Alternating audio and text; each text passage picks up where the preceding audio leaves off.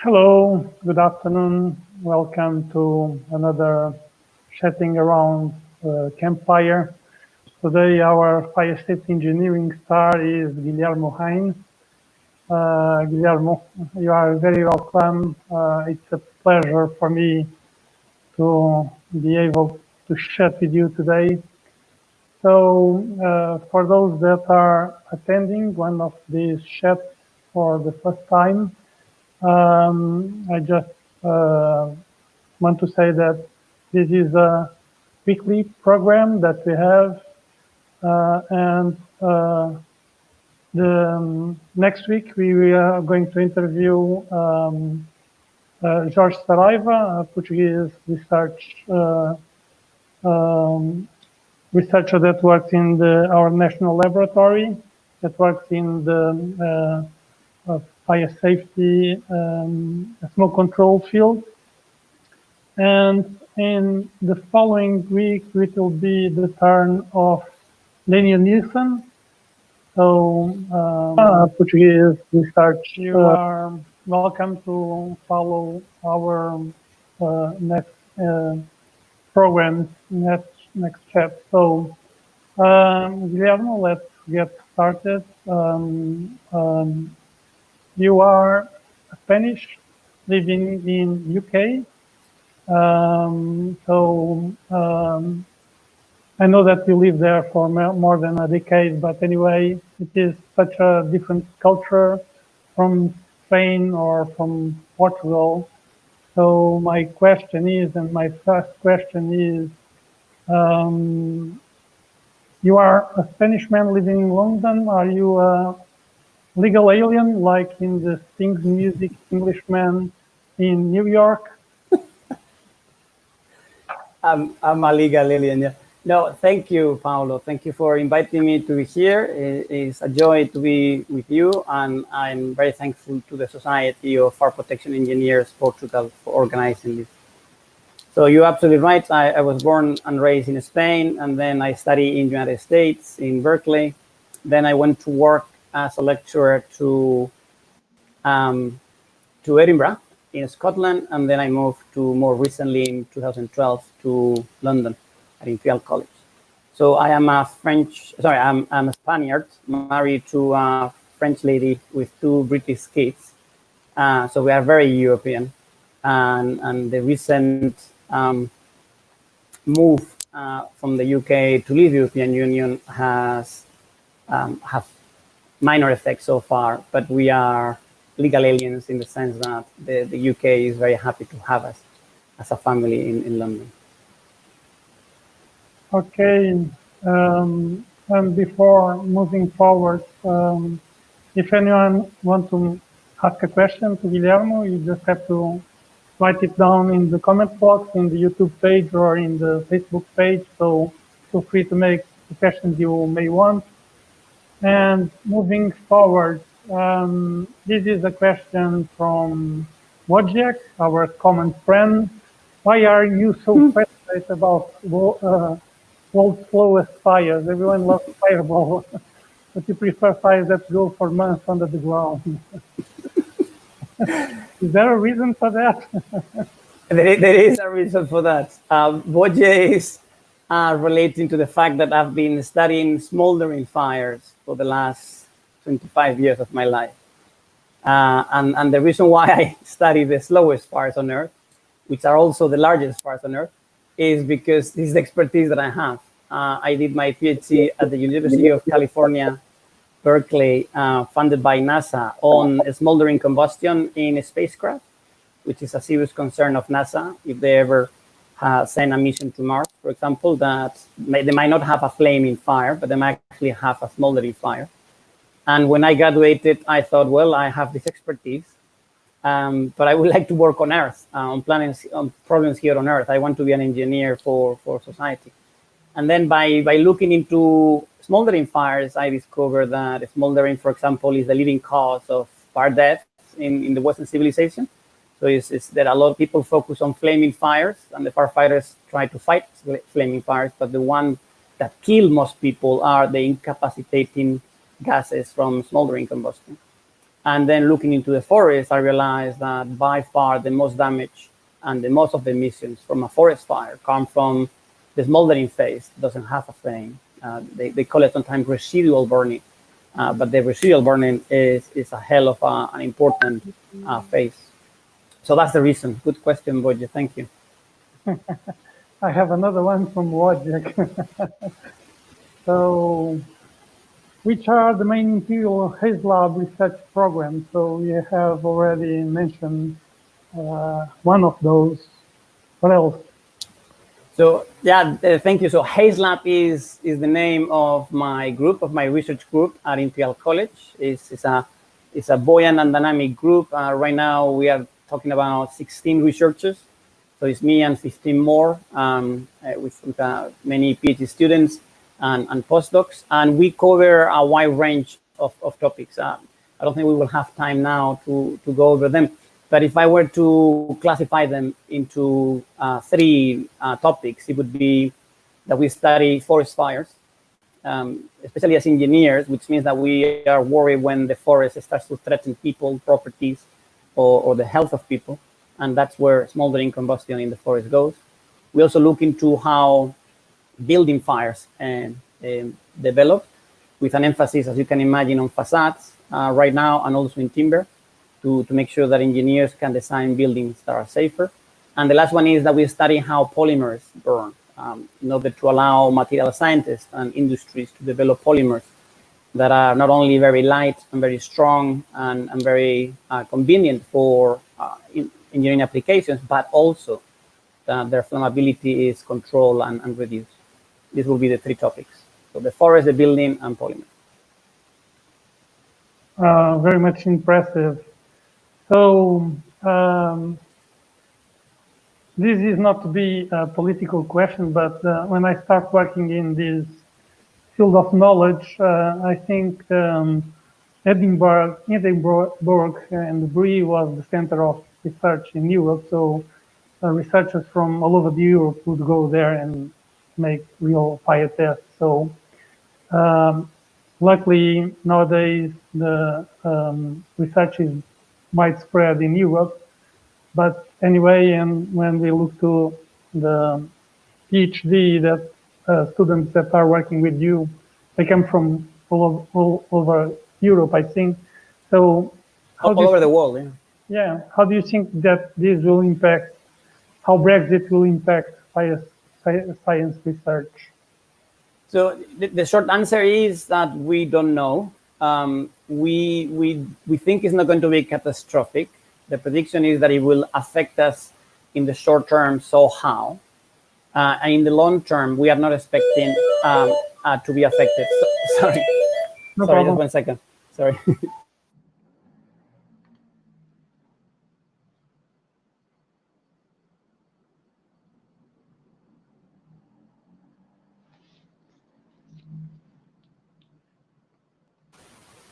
Thank you. This is what happens when it's live in a house. So we don't think in the long term will be catastrophic. What happens is that the UK is doing really well in fire science. The UK is doing very well in many scientific disciplines for a medium-sized country. Being disconnected from the research collaborations from Europe will have an impact to the UK and also for Europe.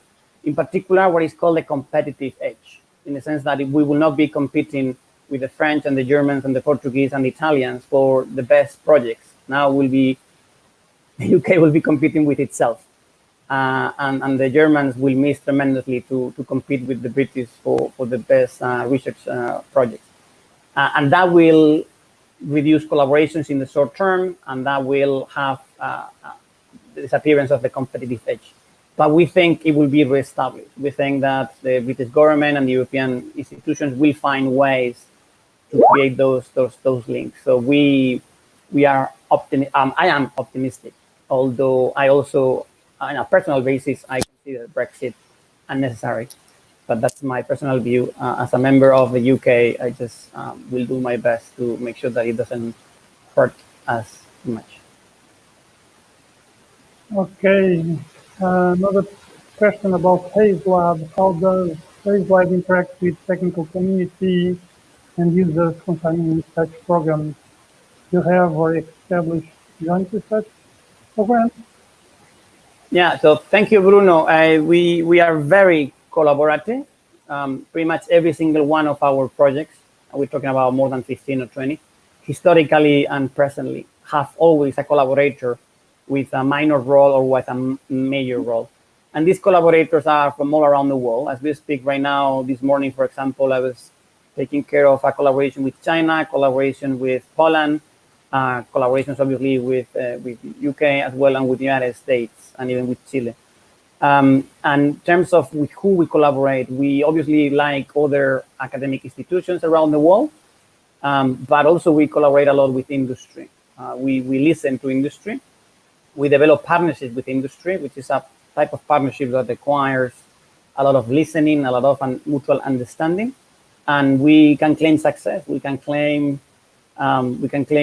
long-lasting partnerships with industry. For example, with Adobe, we've been working with Adobe for the last 20 years. I started when I was in Edinburgh, and I continue, and it has escalated tremendously at Imperial, and the future looks like even more growth. But we also have been working with other companies as well. Okay, so moving forward, nowadays we see a lot of images on social media about fires that we weren't, well, some years ago we didn't have social media. So I would say that nowadays big fires can reach much more people and have a much bigger impact on society. But the thing is, we tend to look to images in social media and media, but we don't know the statistics behind, and it's just something that we scroll in our mobile. So, facade fires, is this a real problem or just a social media issue? Because we don't have that many fires, and eventually, except from green cells, if you look, it's, I would say, less than 0.1%, and that's totally even less than that. So, yeah, no, good question. So when we look into the statistics, and we've done that, we see two things. We see that the number of facade fires, which is external fires on the wall of a building, of a high-rise building, there are very few. There are very few. If you were to be an alien observing Earth, you will not be concerned whatsoever about the safety of citizens in the planet because of facade fires overall. Okay, what is worrisome is that the number of fires is growing. For the last 3 decades, the number of facade fires is growing and growing and growing per year, and that means that the issue is emerging. The problem is just at the beginning. We are far from taking the reins on this issue, and it will be good to step up the response. So we are not too surprised in the near future. And the last bit is that the consequences of a high-rise building catching fire on the facade are tremendous. The amount of people's life that is put into danger is immense. We're talking about thousands of people at once in one single fire, with very challenging evacuation. Everybody knows how difficult it is to evacuate or to protect a high-rise building that is burning. And in terms of, if imagine that successful, as it has happened many times, for example, in Middle East, there is a lot of facade fires, but no one dies. Still, the property loss and the business interruption loss are staggering. The numbers are absolutely staggering. These fires are very damaging, not only in terms of risk to life, but also in risk to economy, the economic damage that they do. So these are the things that worry us, but it's not a significant number of facade fires. okay, so another question related to facade fires. I want to know the current work going on Hayes Lab in high-rise buildings special facade fire. So you partially have answered this question. Do you want to add something else? Hello, and Kit in Roorkee. Yeah, so right now we have 3 projects all combined looking into facade fires. We have Matt that is finishing his PhD in the next few months. He is developing a database of hundreds and hundreds of commercial tests of facades. And the beauty of this database is that it provides a level of understanding that no computer model and no experiment can provide. The fact that we can see for the first time in history, statistically and using science, into what hundreds and hundreds of different facades respond to fire is a quite a breakthrough. And this breakthrough was thanks to our colleagues in ITB in Poland, who were the only commercial laboratory in the whole world who were not afraid of opening their data to scientists' investigation. That's one of the projects that we have. Then we have Ben is doing his PhD computationally. He's understanding the fire dynamics in a cavity. The cavity is fascinating, right? So you in general, a facade with cladding, it could be that you have the cladding, which might have some combustible material or not, and the insulation, which might have some combustible material or not. And then people look into the amount of flammable, right? And then you have the cavity, which is just air. The cavity doesn't have fuel. And the fact that the cavity exists and the width of the cavity completely changes the fire behavior of the facade. So, which is is this dangerous, this danger in fire that we don't understand this complex system of facades, and just adding a gap literally multiplies the danger of the same amount of fuel that was there before. So Ben is trying to understand what is the role of cavity in facade fires. And then we have Francesca, who is doing the mechanical response of the facade. So there might be a fire in the facade or in the building or in a nearby building, and how is the mechanical, how is the facade going to respond to the heat and to the burning? And will it fail? And then pieces of the facade will be falling or not? Francesca realized that there is very little engineering guidance about how to make the elements of the facade robust such that they don't fail in case of fire. And she's developing, doing experiments and also computer model to study the mechanical response. That's very interesting to have different points of view. So the 3 different points of view help us to have holistic approach to the problem. I would say, well, from the same person, that's a very interesting question as well. The lack of test for exterior fire. Each country has its own test. How steps can be taken to develop a single universal exterior test. I would add another question. Do we really need universal tests? So that's an amazing question, Ankit. And actually, we are very interested in that question, and we are trying to contribute to the answer. But I'll rephrase what you're referring to. So we all live in planet Earth. We all have the same laws of physics. It's not that each continent or each nation has a different law of physics, which means that the laws of physics are universal. Scientists share their knowledge of science across languages, which means pretty much every country knows the same about the fire as the other one. We use very similar materials to build modern buildings. Maybe 100 years ago, each nation has a different way of building. Currently, you see the same buildings in South Korea as you see them new in the UK, London, or in the United States. Yet, every single nation has a different way of telling engineers what they can do or what they cannot do, which means you have the same laws of physics, you have very similar ways of building and material-wise, but you have different allowances of what the building can be. Therefore, some countries are exposing their citizens to higher fire risk than others. What we don't know is which ones. We don't know which countries are exposing their citizens to more of a high risk or less.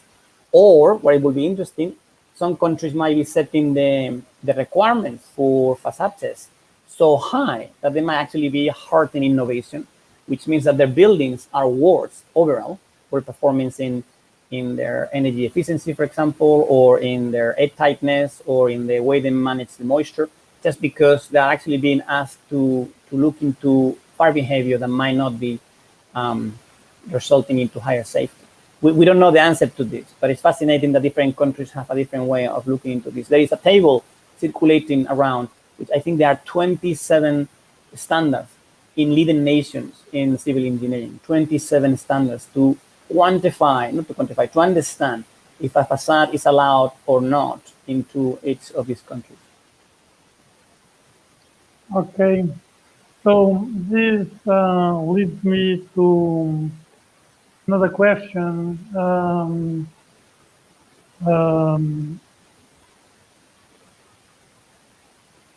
This is, I'm going to show here, let me see if I can show a photo taken from one conference that you that you presented in Nashville, and I was in the front row and took a picture, but my computer is not helping. So a conference. Yes. Once upon a time, we had those events where people get together to. No, there learn. it is. So this is a very interesting slide that you were presenting your editorial vision of Fire Engineering magazine, but I would like to take it a little bit out of the contest. And well, this is a very interesting schematic, and you can elaborate a little bit about it. But the thing is, when I look to this, and I wonder if fire safety engineering should have much deeper fundamental science knowledge, and if, in a way, are standards, or should they be a translation from fundamental science to technical knowledge? So, because as you mentioned, thermodynamics is the same in all countries, but the codes and standards aren't so. What are your comments on this? So thank you, Paulo. I think this could be the maybe the Lisbon talk, or maybe the one in the United States. But anyway, in that slide is a topic that I like a lot. I was talking about innovation, which means that someone learns something new and combines it with something that was already known, and then something new, a new tool, a new method, a new concept, a new device appears, right? That's the process of innovation. And if you go into the textbooks, literally every single textbook, which has been written mostly by physicists, they tell you that the process to innovation is fundamental research leads to applied research, and applied research gives you to technology, which is when you connect science to technology or engineering. But my experience as an engineer and a scientist is that although I've been taught in textbooks that this is how it works, and it works sometimes, it's not the only way to innovation at all. That very often as the classical route, is that engineers actually coming out with something, but they don't know why it works. It just works. And then they talk to the scientist and says, you have 3 years to let me know how it works. In the meantime, I'm going to put this into the buildings to make sure that I save life while you guys are in the lab. And then actually what happens is that the technology goes to applied research, and it ends up in the fundamental knowledge. And it's like, oh, you know what? Say the scientist to the engineer, thank you very much. This device is saving people, and it has allowed me to find a new law of physics. Oh, well, then this is fantastic. So the key is that the two processes, ups and downs, connect science and engineering. And innovation is the strengthening and the collaboration of the two of them. And it's impossible to put a hierarchy. Because, oh, science is much better. Oh, engineering is much better. Actually, the two of them are absolutely essential. If they communicate with each other, if they are isolated, it's a catastrophe.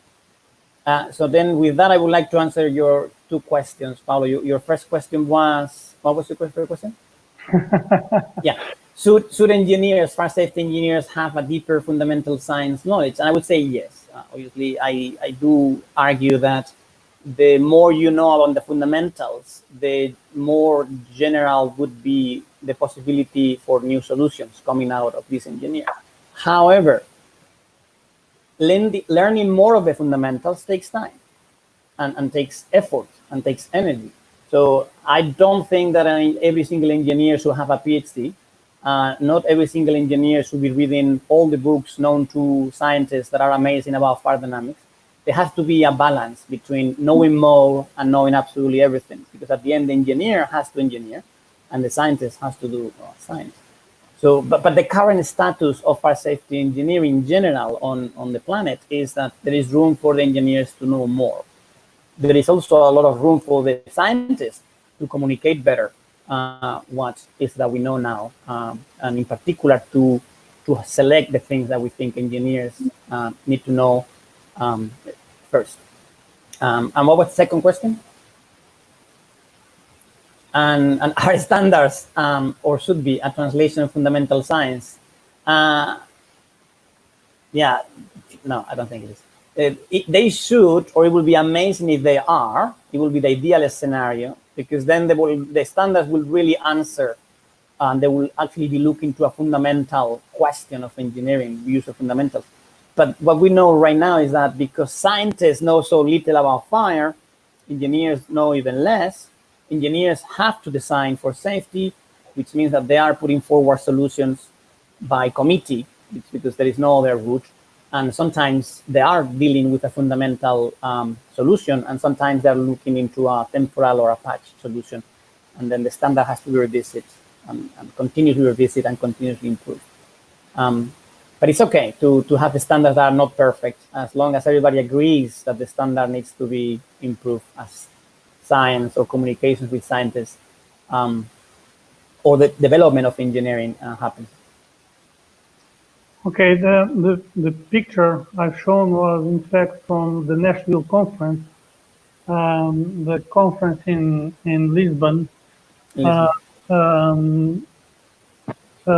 Some years ago, I think in 2018, on performance-based design was hosted by the Portuguese Architectural Charter Association with, SFE Portugal were co-organized. But in that conference, you mentioned, and I quote, "Architect's dream are engineer nightmares."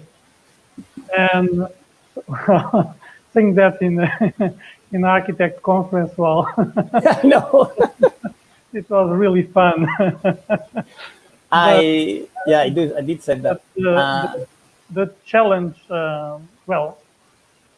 it makes me think a little bit about that, and the challenges raised by architects eventually help our dreams, and I'm an architect, so help to move forward engineering knowledge. That's the way I see it. So I tried to make a translation of this sentence, architect dreams are engineer nightmares. So in other words, our challenges and our dreams help engineer to move forward. So the question is, are dreams what drives science or just the need? So you're right, Paulo. I did say that, but I said it in a constructive way, not in a negative way. Yes, indeed. So I like architects a lot, and actually architects are the living members that keep the field of civil engineering or buildings alive, right? So we are always designing or living in different buildings because architects kept having their dreams.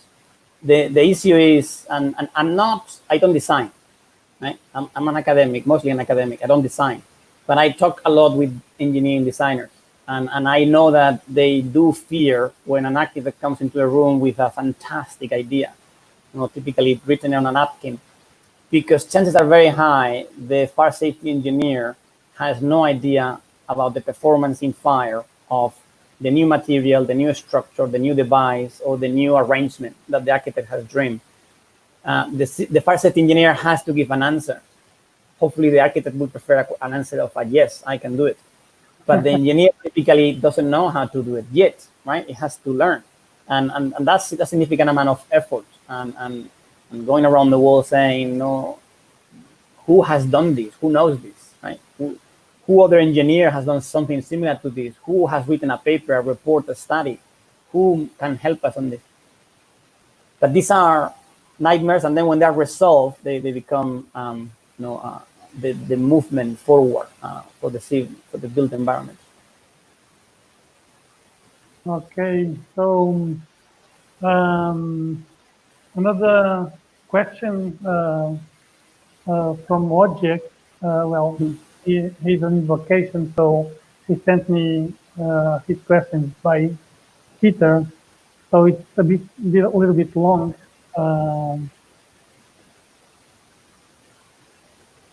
Yeah. So he's saying that in the 1980s, it was the golden decade of fire science. But now he thinks that the funding seems to have plummeted and that there are not many large experimental programs anymore. And he's asking, what does it mean for the fire engineering community and for fire science? And that's a good question, Roger. I was very small in the 1980s. I was well, I wanted to be an engineer as my father, but I had no idea what that entailed. And but it's true, when we look into the past, we see that in the 1980s, in particular in the United States and in the UK, there were pioneering large projects, big projects, a lot of funding from the governments of these nations. And these projects led to landmark discoveries and a lot of the things that the handbook of the Society of Fire Protection Engineers, the fundamentals of most of that handbook were actually in the 60s, in the 70s, and in the 80s. The interesting thing is that I think now we have more funding working on fire science than we had in the 80s, but it's fragmented. There is no more big projects on fire science. There are just a myriad of small or medium-sized projects. And it's that fragmentation that doesn't allow breakthroughs as they used to be in the past. Is the effort of each of the individuals is fragmented in time and space, and then you have to communicate it. So it's twice the difficulty in fragmenting your attention and fragmenting how to share the results. And I would say that it would be great to integrate efforts, to have the community communicate better, the community of fire science and the community of fire safety engineering. This campfire today is an example, Paolo. I would say that you are in the engineering side and I am in the scientific side, and the fact that we've been talking about this, Paolo, for the last 3 years or 4 years, and that's very positive, and more of this should be happening. And if there will be more Paolos around, then it will be very good, because then we will suffer less the consequences of these fragmented efforts in fire science and the fragmented communications and collaborations in fire science.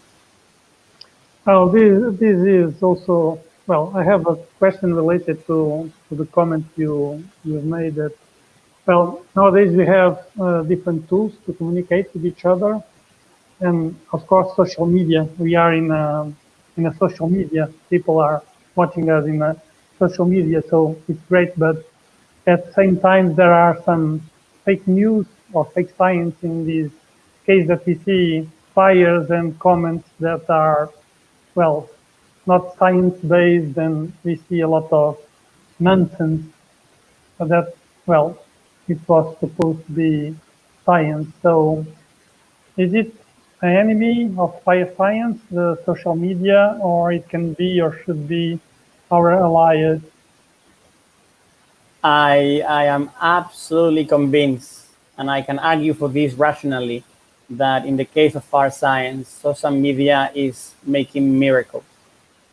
I'm very active in social media, Paolo. I think you know this, and it has worked tremendously for me and for my group. And actually, what I see is that it's actually working for the field, not just me. I see so often citizens that they say, "What? Fire science?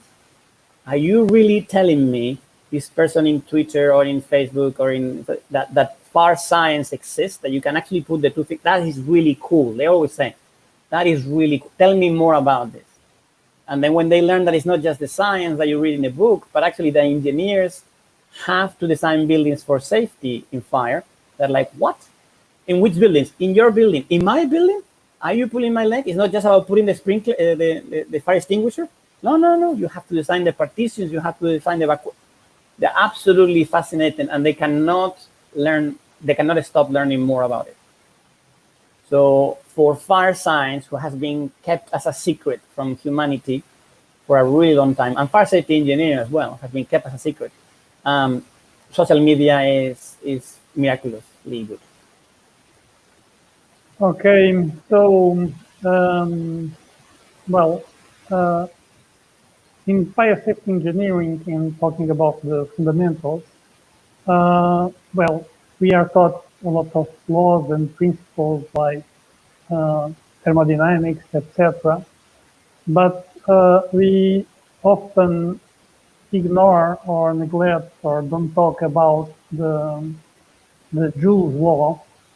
And some years ago, I saw a document from Greece saying that 50 to 75% of fires could be electricity-related fires, and the gap between 50 to 75, well, there's a lot of things that we don't know and eventually we should. So are fire safety engineering neglecting the Joule's law? And that said, are we more focused in our research on fire than in its prevention? The answer is yes, and it's unfortunate. It is unfortunate that fire engineering or fire science are called upon when the fire is happening or the fire has happened, because it's too late. The engineer and the science can help the most before the fire or when the fire has not happened. So the role of prevention, I believe in fire safety engineering being a series of safety layers, and the literature says that it's between 10 and 23, but in reality there is at least 6 layers of protection.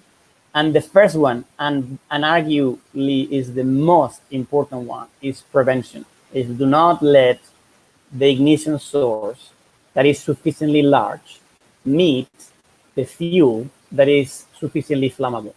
And it's just those three. Now, what do we mean by power? An ignition source that is sufficiently large. What do we mean that the fuel is sufficiently flammable? And what do we mean by the two of them being together? Because the best fires are the ones that don't happen. But then what happens, Paolo, is that if the fires don't happen, then citizens forget about us again, and authorities forget about us again, and commercial drivers forget about us again, and then everybody forgets about us, and then we are a small community, and until another big fire happens, and then suddenly everybody remembers us. It's already too late. The fire has already happened, and then they don't only discover us in a hurry and suddenly, but they start asking questions that takes a decade to answer. No, said, I'm thinking of Grenfell Tower disaster here in London. After the fire, they were telling us, but how come you didn't know? Not to me, fire safety engineers. How come you didn't know that these facades could be flammable? Like, well, you are absolutely right. We should know the answer to this question, and it takes about 10 years to know the answer to this question. And these buildings have been built for the last 4 decades. So prevention is to be the golden target of fire safety engineering and fire safety science. Okay, so I have another picture here. Well, this was the Lisbon conference that I had the pleasure to moderate your presentation.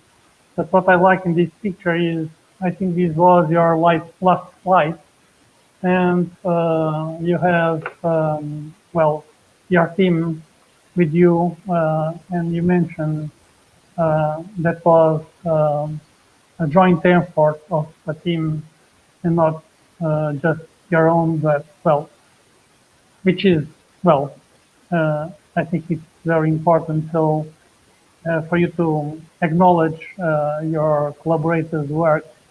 But my question is, how important it is to have young people with broad and new ideas and from different cultures working together. So So no, thank you for that, Paulo. For me to thank my coworkers is very important. I have never done anything by myself since I graduated at the university. The exams you have to do them by yourself, and then when you start working, that's the end of it, and you're always working with other people. So celebrating the work of your collaborators and coworkers is very important. I am very lucky that Haze Lab is full of absolutely amazing people that I literally adore. So I'm very happy to take them with me to conferences in that slides, and they take me in their conferences as well in their slides.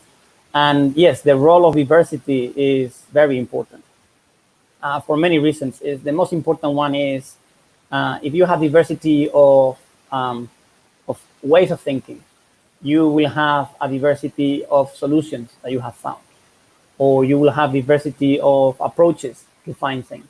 And you will be in science and engineering is very important. You will be trialing different possibilities, and that is important to have a group that is not just homogeneous in culture, ethnicity, age, and etc. Because then you will end up with the same answer, and at some point it's not, you can exhaust the realm of that answer, and you will need new answers. And then I'm very happy to have a very diverse group in Haze Lab. It can be more diverse, and I'm working to make it more diverse. But there is some diversity in it, and I'm very proud of it. Well, we should have to be more diverse architects as well. You have Well, the engineering departments around the world are not very diverse.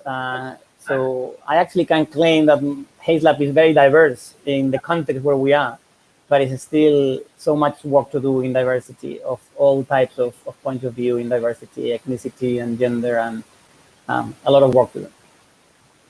Okay, so well,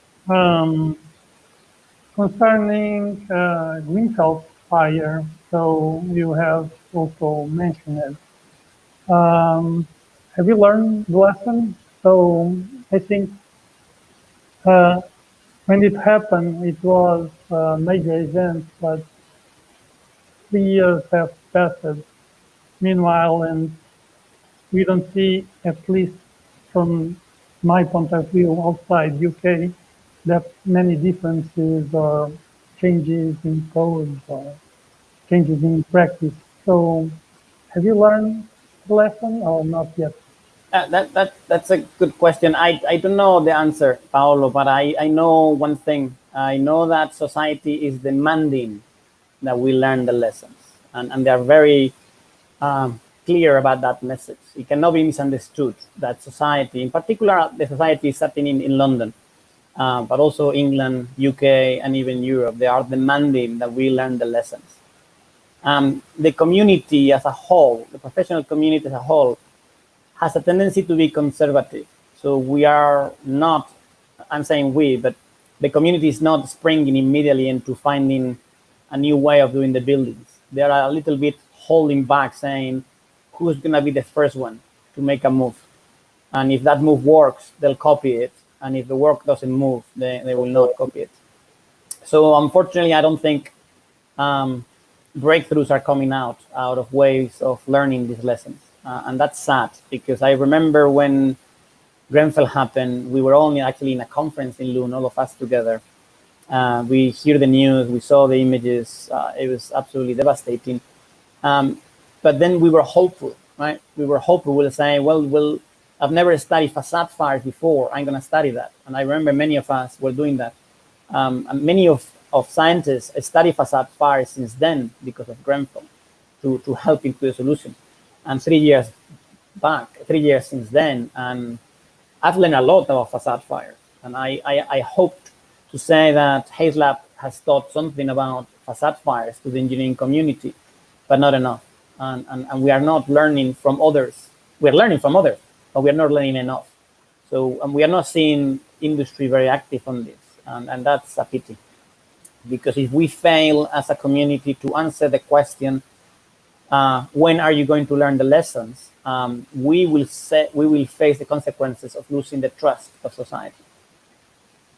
Yes, I don't know if that happens also in the UK, but it's the problem we have in Portugal. When we have a fire, main investigation, post-fire investigation, are conducted by insurance companies. So since there is legal problems involved, we don't, well, the data that they acquire and all the things they learn is classified information. So, and that's a problem. So, what could we learn with insurance companies? You're absolutely right. It's interesting because when you think about fire safety, you will assume that insurance companies have a massive role because every single time there is a fire, even in the forest, there is a loss of property or damage to property. And at some point, some insurance company on one play or another, even the government ones, will have to step in. But I've discovered, to my surprise, that the role of insurance companies in the community is very, very small, almost negligible. I go around the world meeting people and meeting in conferences and going to meetings, and very rarely I get to hear the views of insurance companies. I know they're present, right? It's like this massive iceberg where I can only see the tip. I know they're present. I know they have big pockets, obviously. I know they have big problems with fire. I do think that for many insurance companies, fire is the single largest cause of having to pay a damage. But I don't see them often enough at all to be reassured. So I'm very optimistic. So for me, my take is that when insurance companies start to be an integral part of the community, of the fire safety engineering community, it will be extremely positive for all of us. It will be a win-win for sure. Yes, because if they share with the community the findings on fires, eventually it could help us avoid future fires, no? I mean, yeah. So, for example, you're referring to the fact that they have an incredible knowledge about where, when, and how fires happen. And that's just one of the things that they have that we would benefit from. But they have way more. They also have the fact that they have a massive invested interest, economically speaking, into bringing protection into the building. And that's what we do for a living, right? Bringing safety into the building.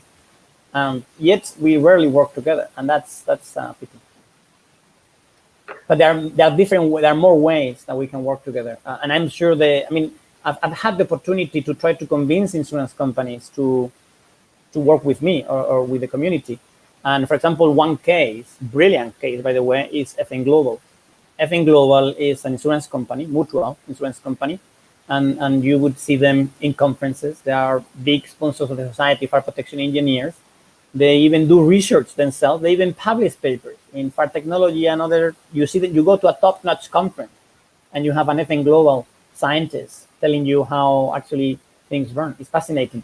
But it's one company out of, it's what, like 5%, 10% of the market? So that's the loss for the community not to have a bigger investment and integration of insurance companies. Okay, so the last question from one of the persons that is attending, and this is a very closing, but I don't see that we may have time, but anyway, links you can send me, and I will post in our Facebook and YouTube page, but anyway, can you recommend good sources, books, etc.? Yeah, so it's a good question, and I obviously, as an academic, I like answering the question. I'll just three elements. The first one is the University of California at Berkeley has recently, last month, created a website open to absolutely everyone, where they are collecting online resources for the introduction into fire safety engineering and fire science. So if you already go to the group of Michael Goldner in University of California, Berkeley, you will find it. It was collected by one of members of HAZLab, Franz Richter. So that's the introduction. If you want to advance, I would say, well, Dougal Drysdale book on Introduction to Fire Dynamics remains an absolutely stellar textbook. We exist as a discipline of science, not because they are bits of knowledge. We exist because someone, Dougal Drysdale, put everything together for the first time. So since his book exists, we exist as a discipline of science. So we're very thankful to Dougal Drysdale. And the last one would be the Society of Fire Protection Engineering Handbook, which is this colossal work, 2 volumes this thick. 3 volumes, 3 volumes. I do the online one. 3 volumes, colossal knowledge of the state of the art of the engineering and the science. So those through, I would say, introduction, look into Berkeley website, Dougal Drysdale, beautiful book, and the handbook of the society.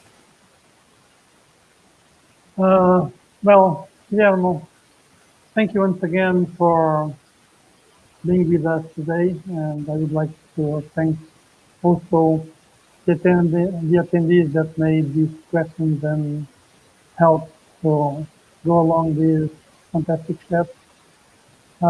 Any last remarks? Go ahead. No, thank you. Thank you very much, Paulo, it was a fun event. I enjoyed it. Hopefully, everybody got a little bit of it. And thank you for organizing this. When we're talking about social media and the role of communication and integration, this is an example. So to my congratulations to the Society of Fire Protection Engineering chapter in Portugal. You are doing really well and setting the way forward for the rest of us. Well, thank you. Well, goodbye, everyone. Goodbye, Guillermo. Thank you. Bye-bye. Obrigado.